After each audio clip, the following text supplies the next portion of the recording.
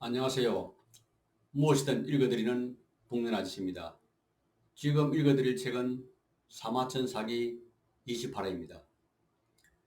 공자는 조나라를 거쳐 송나라 영내로 들어왔다. 어느 날 큰 나무 그늘에서 제자들에게 예에 대한 강습을 하고 있을 때였다.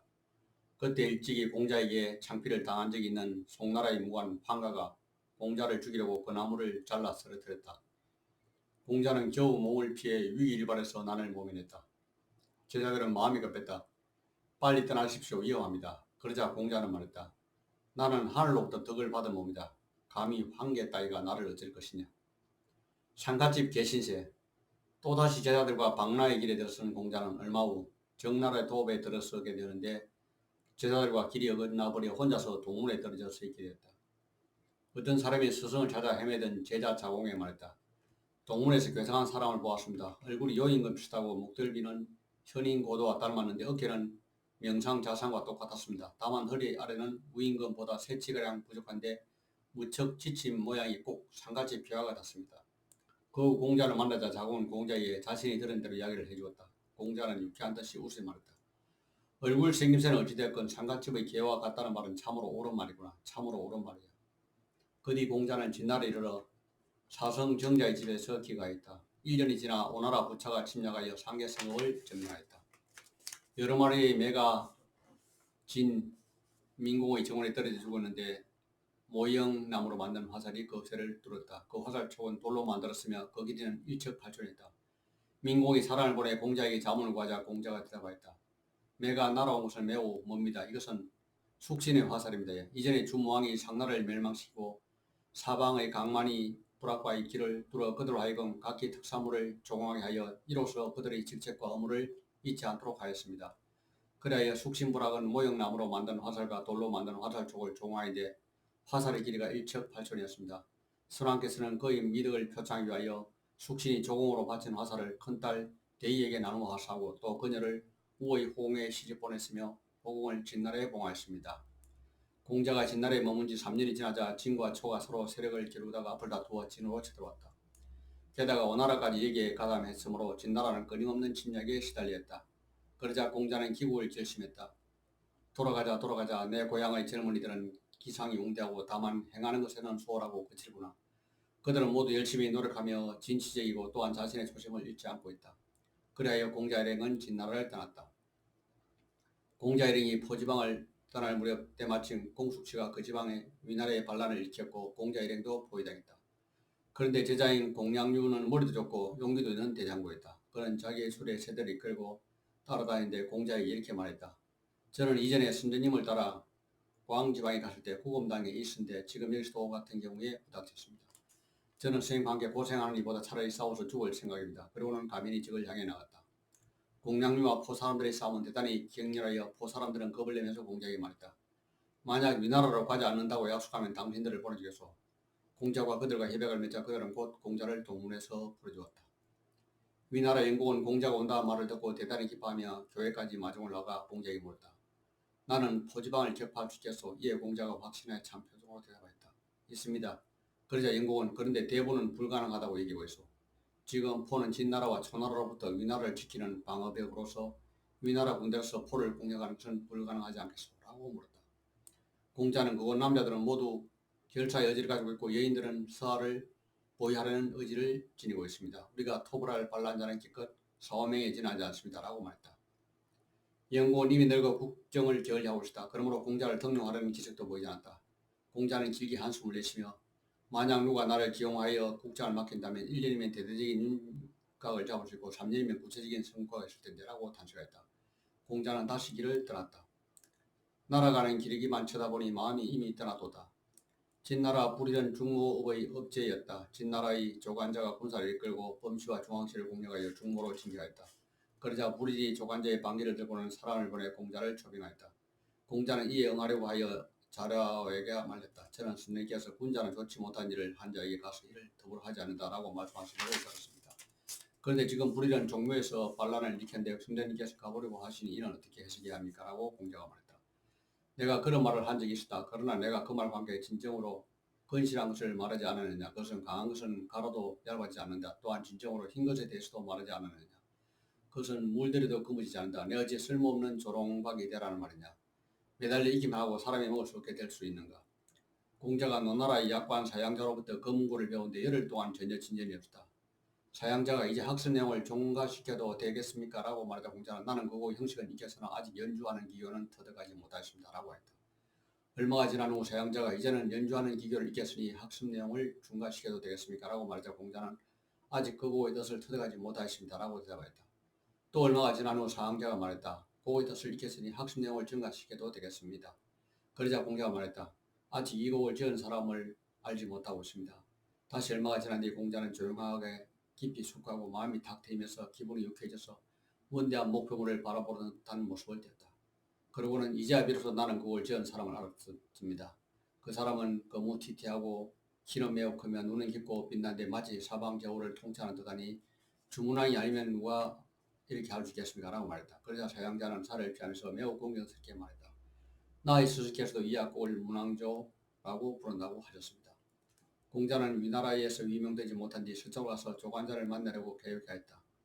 화강년이 있을 때 2명독의 순화가 피살될 소식을 듣고서 공자는 아름답고야 황하의 무리여 호탕탕 내가 이 황하를 건널 수 없는 것은 운명이구나 라고 탄식하였다. 그러자 자공이 물었다. 지금 하신 말씀은 무슨 뜻입니까? 이에 공자가 말했다. 2명독과 순화는 진나라의 현명한 대부였다. 조관자가 아직도 설지 못하고 권력을 장악하지 못했을 때 이 두 사람의 도움에 의지하여 정치를 하였다. 그런데 지금 그가 뜻을 이루지 도리어 이 두 사람을 죽이고 정치를 하고 있다. 듣건대 잔인하게 짐승의 배를 갈라 어린 것을 죽이게 되면 길이 교회에 오지 않고 무엇을 마리하여 고기잡이를 하여 일망타진하게 되면 곧 교령이 음양의 조화를 이루지 않으며 새의 둥지를 뒤엎어서 알을 깨뜨리면 봉황이 날아오지 않는다고 한다. 이는 무슨 이유 때문인가? 군자는 자신의 동료가 해를 당하는 것을 꺼려하는 것이다. 조수도 그 불의한 행위를 알게 되면 피하며 하물며 나 공우에 어떻겠느냐. 공자는 취향에 되돌아가 추조를 지어 희생을 당한 두명록과 순회를 애도했다. 이어서 위나라 도성으로 돌아와 그배고의 집으로 들어가 귀가했다. 어느 날 위영공이 용병의 집법에 대하여 물었다. 공자는 제사진례에 관한 일은 내가 들은 바있습니다. 하지만 군대의 작전에 관한 일을 배우지 없습니다. 라고 대답했다. 다음날 영공은 공자와 이야기하는 중에 하늘을 날아가는 길을 보고 고개를 들어주시하면서 표정과 마음이 공자에 있지 않았다. 그러나 공자는 그곳을 떠나 또다시 진나라로 갔다. 이에 이런 위영공의 죽자 위나라 사람들은 위영공의 손자 첩을 즉위시켰는데 그가 바로 위추공이다. 가을에 교환자가 병이 중해지는데 마차에 올라 노나라의 도성을 바라보면서 깊이 탄식했다. 지난날 이 나라는 진흥할 수 있었다. 하지만 내가 공자에게 죄를 짓는 바람에 흥성하지 못하였구나. 그는 고개를 돌려 자신의 후계자인 강자에게 말하였다. 만약 내가 죽으면 너는 반드시 노나라의 재상이 될 것이다. 내가 노나라의 재상이 되면 반드시 공자를 초청하도록 해라. 며칠이 지나 교환자가 죽고 강자가 자를 이어받다. 교환자의 장례가 끝난 뒤 강자는 공자를 초청하려 생각했다. 그러자 공자가 말렸다. 지난날 우리 성국에서 그를 인용하려 하고자 하셨으나 시장만 있고 끝을 맺지 못한다. 결국 다른 나라의 웃음거리가 되었습니다. 만약 지금 다시 그를 임용하여 좋은 결과를 얻을 수 없게 되면 또다시 제후들이 웃음거리가 되고 말 겁니다. 강자가 그러면 누구를 초청하는 게 좋겠소? 라고 묻자 공지연은 반드시 영구를 초청해야 합니다. 라고 대답했다. 이에 제강자는 사랑을 보내 영구를 초청했다. 영구와 초청에 의하여 길을 떠나려 할 때 공자가 말했다. 노나라 사람이 영구를 초청할 시에 그를 작게 쓰려고 하는 것이 아니니라 반드시 크게 쓰려는 것이오. 이날 공자는 돌아가자 우리 고향 아이들은 그 뜻이 모두 크지만 다만 행하는 것은 좋은 것이다. 그들의 인품과 재능은 훌륭하니 참으로 내가 어떻게 그들을 가르쳐 줄지 모르겠구나 라고 말했다. 자궁은 공자가 마음속으로 노나라로 돌아갈 생각이 있음을 알고 영구를 전송할 때 만약 내가 등용된다면 반드시 선생님을 초청하도록 해야 한다고 충고했다. 영구가 진나라를 떠난 다음 해에 공자도 진나라를 떠나 채나라로 갔다. 가을에 제경봉이 세상을 떠났다. 그 다음에 공자는 다시 채나라를 떠나 초나라 서편을 갔다. 석공이 공자에게 위정의 도리를 물을 때 공자는 정치나 먼데 있는 사람을 지속하게 하고 가까이 있는 사람을 따르게 하는 데 있습니다. 라고 대답했다. 어느 날 석공이 자로에게 공자의 사람됨을 물었으나 자로는 대답을 하지 않았다. 공자가 이를 알고 자로에게 말했다. 유야 너는 왜 그에게 이렇게 말하지 않았느냐. 그 사람은 도술을 배우는데 추워도 태만하지 아니하며 사람을 가르치는 일도 전혀 귀찮아하지 아니하고 발분하여 노력하면서 잠을 자지 않고 먹는 것도 잊어 도를 구하면서 너무 기뻐서 어떠한 걱정도 못 잊어버리고 심지어 곧 노쇠진다는 그조차 모릅니다. 고 말이다. 공자는 서편을 떠나 채나로 들어왔다. 두 겨울이 만나는 곳에서 장지와 걸리기란 두 사내가 나란히 발을 갈고 있는 광경이 보였다. 공자는 그들이 범상치 않은 은자라는 것을 알아채고 자로에게 마차가 건널 수 있는 곳을 물어오라고 했다. 자로가 다가 말을 걸자 장제가 물었다. 고삐를 잡고 있는 저 사람이 누군가? 이에 자로는 공자라고 합니다라고 말하니 장자는 아 노노라의 그 공자 말인가라고 말했다. 자로가 그렇습니다라고 하자 장자는 공자라면 남에게 묻지 않아도 길을 잘 알 텐데라고 말했다. 그때 걸릭이 말창경을 하나 나왔다. 그런데 당신 누군가? 자로가 자로라고 합니다. 라고 하니 걸릭은 공자의 제자란 말인가 하고 물다. 자로가 그렇습니다라고 대답하자 걸릭은 천하이지란 이 겨울의 흐름과 같은 것이요. 이 도도한 겨울의 흐름을 사람의 힘으로 바꿀 수가 있겠는가? 이것도 안 되고 저것도 안 된다고 일일이 잔소리를 하며 다니는 사람을 따라다니는 것보다 우리들처럼 깨끗이 세상 그 자체를 피하는 편이 낫다. 이렇게 말하면서 두 사람은 일촌을 멈추려 하지 않았다. 자로는 하늘 수 없이 공자가 있는 곳으로 돌아와 두 사람의 말을 들었다. 공자는 실마하여 말했다. 그렇다고 해서 인간으로 태어난 이상 새나 진섬처럼 살 수는 없지 않은가? 천하에 도가 있다면 나도 이렇게 분주하게 다니면서 세상을 바꾸려 하지 않을 것이네. 또 어느 날인가는 자로가 공자 이름으로부터 헤어져 찾아 헤매고 있을 때 길가에 호미질을 하고 있는 한 노인을 만나게 됐다. 자로가 다가서 그 노인에게 물었다. 우리 선생님을 못 보신다뇨? 그러자 그 노인은 선생이라고 땀 흘려 일하지도 않고 오옥도 구별하지 못하는 인간이 선생이란 말인가? 라고 말하고는 호미로 풀을 뽑기 시작했다. 그 후 자로가 공자를 만나 이 말을 전하자 공자는 그분은 훌륭한 인재이 분명하다라고 말했다. 자로는 바로 노인과 만난 장소로 달려가서는 그의 모습은 이미 보이지 않았다. 받아들이지 않는 것은 권력자의 촉이다.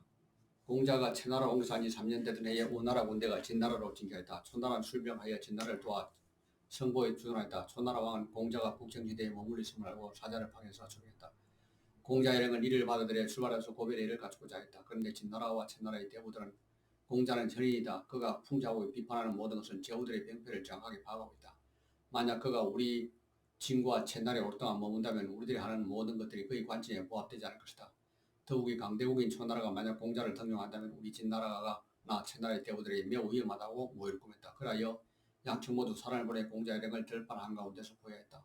일행은 꼼짝 못하게 되고 식량도 떨어져 공자의 제자들은 굶주림과 피로 때문에 일어날 기력조차 잃고 있었다. 그런데 공자만은 조금도 동료하는 빛이 보이지 않았다. 공자는 평소와 다름없이 제자들을 가르치고 책을 낭송하며 금고를 타면서 노래를 불렀다. 분통이 터진 자로가 공자에게 제 군자도 이렇게 공부할 때가 있는 것인가요? 라고 물었다. 그러자 공자는 있다. 다만 군자는 공개에 직면해서도 동요하지 않는다. 그러나 소인은 공개에 빠지게 되면 어떤 일도 못도 하게 된다라고 했다. 이때 자공의 일굴색이 변했다. 이것을 보고 공자는 말했다. 사야, 너는 내가 배운 것을 모두 기억하고 있느냐? 자공은 물론입니다. 그렇지 않다는 말씀입니까? 라고 대묻다. 그러자 공자는 그렇지 않다. 나는 하나의 사상으로서 모든 학설을 관통한다. 공자는 제자들이 기분이 좋지 않다는 것을 알고 있었다. 공자는 자로를 불러 물었다. 시에 코볼수도 아니고 호랑이도 아니면서 광야에서 바삐 뛰어다니느라 피곤하다 하인데 우리 학설에 도대체 잘못된 것이 있는 것이냐? 우리는 왜 이러한 처지에 몰려 있는 것이냐? 자로가 대답하였다. 아마도 우리가 아직 인에 이르지 못한 것이 아닌가요? 그러므로 사람들이 우리를 신뢰하지 않는 거겠지요. 자로가 나가고 자공이 들어왔다. 공자가 같은 질문했다. 사야, 시에 코볼수도 아니고 호랑이도 아니면서 광야에서 바삐 뛰어다니느라 피곤하다고 하는데 우리 학설에 도대체 잘못된 것이 있느냐? 우리는 왜 이러한 처지에 몰려 있는 것이냐? 그러자 자공이 대답했다. 스승님의 학설은 너무도 넓고 크기 때문에 천하의 그 어떤 국가도 스승님을 받아들이지 못합니다. 스승님께서는 그 기준을 조금 낮추실 수는 없으신지요? 이에 공자가 말했다. 하야, 훌륭한 농부는 실을 뿌리고 밭을 가는데 뛰어나지만 오히려 좋은 수확을 보장할 수 없으며 훌륭한 장인은 목공가에 뛰어나지만 오히려 모든 사람의 요구에 맞출 수 없는 법이다.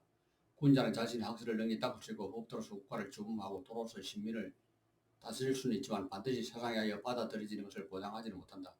지금 너는 내가 공행하는 학설을 닦지 않으면서 도리어 세인에 의하여 받아들이기를 추구하고 있다. 하여 너희 뜻이 옳다하지 못하구나.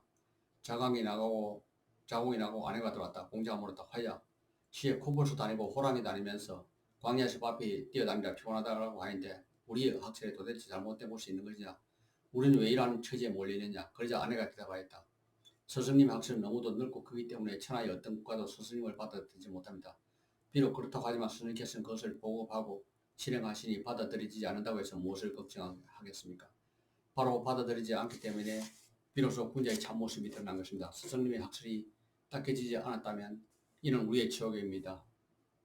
공자는 기뻐하면서 웃으면서 말하였다. 정말 그러한 것이냐? 안시집의 자제여, 만약 내가 매우 많은 재산을 가질 수 있다면 나는 정말 너희 집에서 재산을 관리하는 사람이 되겠다. 이것으로 제 일기를 마치겠습니다.